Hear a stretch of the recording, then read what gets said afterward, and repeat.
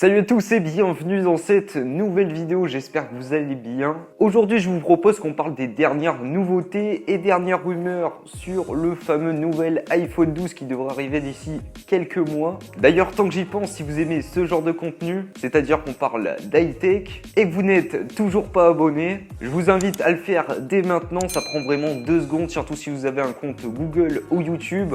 Vous avez juste à cliquer sous le bouton en dessous rouge s'abonner. D'ailleurs je me suis fixé un objectif pour qu'on soit 2000 abonnés avant la fin de l'année sur la chaîne. Donc merci à tous ceux qui s'abonnent et qui m'aident à atteindre cet objectif. Ça me fera super plaisir.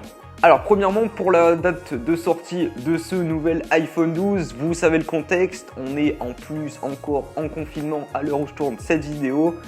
Et malheureusement, avec le contexte, la sortie de l'iPhone 12 devra être un petit peu plus repoussée.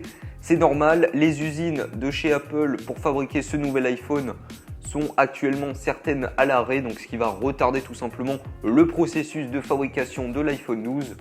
Mais ne vous attendez pas trop à beaucoup de mois plus tard. La sortie de l'iPhone 12 devrait arriver d'ici fin septembre, début octobre. Mais bon, ça va quoi. Ensuite, pour ce qui est de ce nouvel iPhone 12, on devra retrouver tout simplement la dernière puce A14 Bionic, qui est tout simplement la meilleure puce sur le marché. Déjà, celle sur l'iPhone 11 Pro était déjà excellente et tuait tout simplement tous les smartphones au niveau de la puissance et de la rapidité. Et là, la puce A14 devrait être encore upgradée pour optimiser et permettre à ses utilisateurs de la marque à la pomme permettre une meilleure expérience sur ce nouvel iPhone. Bien évidemment, cette puce A14 va permettre de faire beaucoup plus de choses comme de la réalité augmentée que Apple adore et tout simplement optimise ces dernières années sur ses smartphones. Ça va arriver d'ici quelques années vraiment et au moins les derniers iPhones de chez Apple seront déjà optimisés pour tout ça. Et aussi c'est pour tout simplement tout ce qui est photo parce que la photo va être encore améliorée sur ce smartphone et la puce A14 va permettre de faire des plus beaux clichés. Et tout ça on va en reparler juste après. Ensuite bien évidemment on va retrouver iOS 14, le système d'exploitation qu'on retrouve sur les iPhones qui est très bien optimisé encore une fois. Et selon moi c'est le meilleur système d'exploitation, le meilleur écosystème que l'on retrouve sur les smartphones à l'heure actuelle. Mais bon ça je vous laisse débattre en commentaire parce que je sais qu'il y a des teams Android et team iPhone. Ensuite, pour ce qui est de la photo, l'année dernière, on est habitué sur l'iPhone 11 Pro avec 3 capteurs photo. Là, on devra avoir 4 capteurs photo. Enfin, 4 capteurs photo, plutôt 3 capteurs photo qui sont vraiment réels comme sur l'iPhone 11 Pro.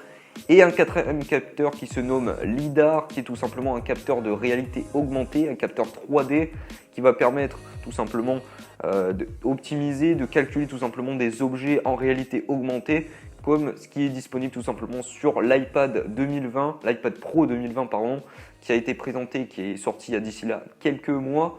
Et tout simplement, je peux vous dire que c'est vraiment de la bombe. Et on aura le temps d'en reparler dans la vidéo test de ce fameux nouvel iPhone 12. Donc encore une fois, si ce n'est pas fait, je vous invite à vous abonner et à lâcher le petit pouce bleu. Pour ce qui est de l'autonomie, bien évidemment, l'autonomie sur les derniers iPhone 11, elle était juste splendide. On pouvait tenir 2 jours sans avoir trop à se restreindre. Et là, elle va être encore améliorée. On devrait retrouver pour l'iPhone 12 Pro Max une batterie de 4400 mAh.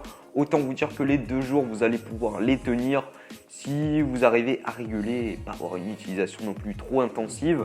Mais je peux vous dire que c'était vraiment de la bombe, donc là à mon avis ça va être encore amélioré. Mais bon, il faut bien que la batterie soit un petit peu plus améliorée parce qu'il y a la 5G qui va arriver sur ces 4 nouveaux iPhones. Donc voilà, oui, on va retrouver la 5G sur ces 4 nouveaux smartphones.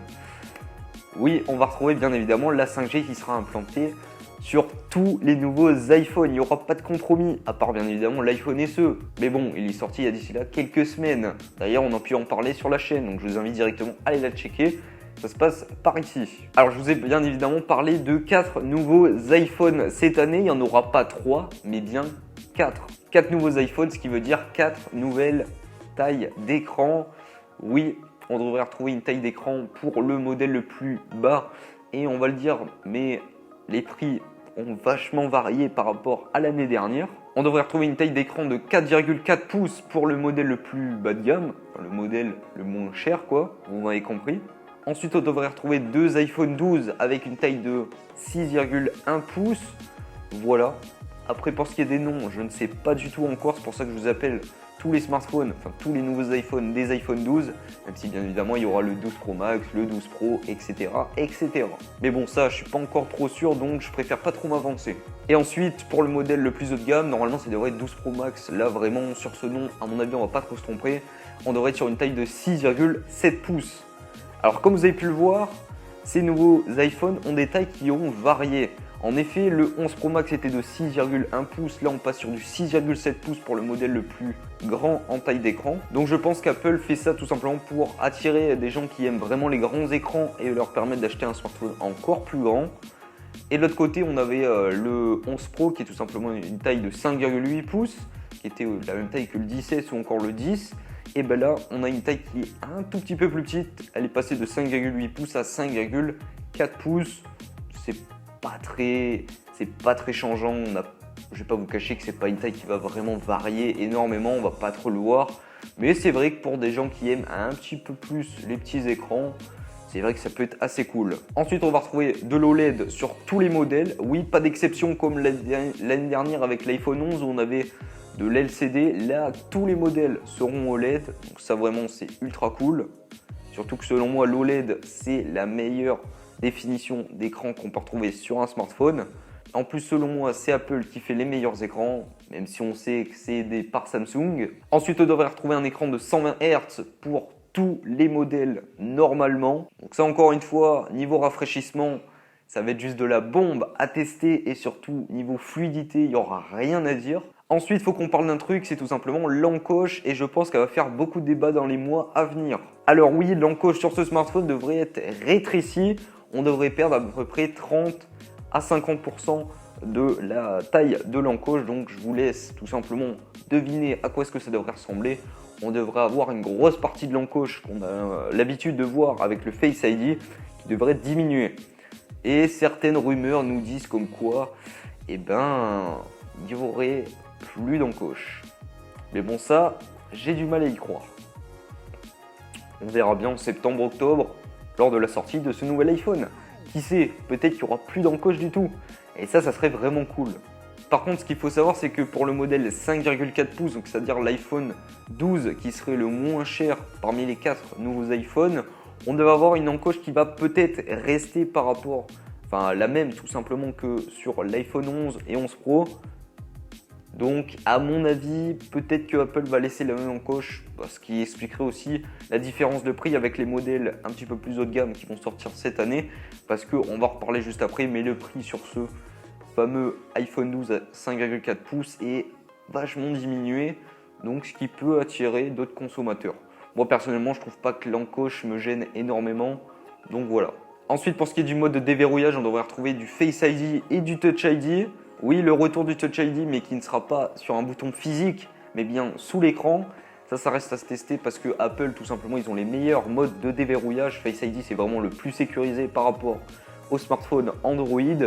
Et en plus, le Touch ID, s'il est aussi optimisé que quand c'était le bouton physique, mais sous l'écran, je peux vous dire que là, votre smartphone, personne ne pourra vous le voler.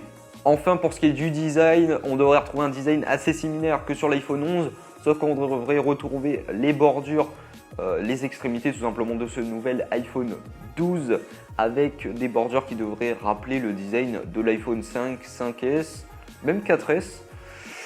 Je trouve que c'est assez stylé sur les rumeurs et les photos qu'on a pu voir tout simplement. Vous pouvez aussi les voir dans la vidéo, je vous passe des petits extraits. Je trouve que c'est assez stylé, donc dites-moi en commentaire ce que vous pensez tout simplement du design de ce nouvel iPhone 12, de ces nouveaux iPhone 12 plutôt. Mais je pense que il va être encore plus stylé que peut-être l'iPhone 11 Pro déjà qui était ultra stylé. Bien évidemment, on retrouvera un verre à l'arrière qui sera poli pour passer la recharge sans fil et qui sera beaucoup mieux pour ne pas avoir trop de traces de doigts à l'arrière du smartphone. Enfin, vous l'attendiez, on va bien évidemment parler des prix. Des prix, il va y en avoir 4. C'est simple, je vous en ai parlé, il y a 4 nouveaux iPhones. Et il va y avoir 4 secteurs tarifaires. Pour ce qui est premièrement du modèle 5,4 pouces, le fameux nouvel iPhone 12, avec la 5G, un écran OLED, 2 caméras, peut-être 3 caméras, Il va y avoir quelques concessions, je vous l'ai dit, donc on devrait avoir peut-être une caméra en moins. On devrait tourner autour des 700 €. En dollars, ça fait 649 $, mais s'il faut convertir avec la TVA, on devrait être autour des 700, 750 € maximum. Ce qui nous fait un iPhone un peu moins cher par rapport à l'iPhone 11 de l'année dernière qui était sorti avec des concessions lui aussi.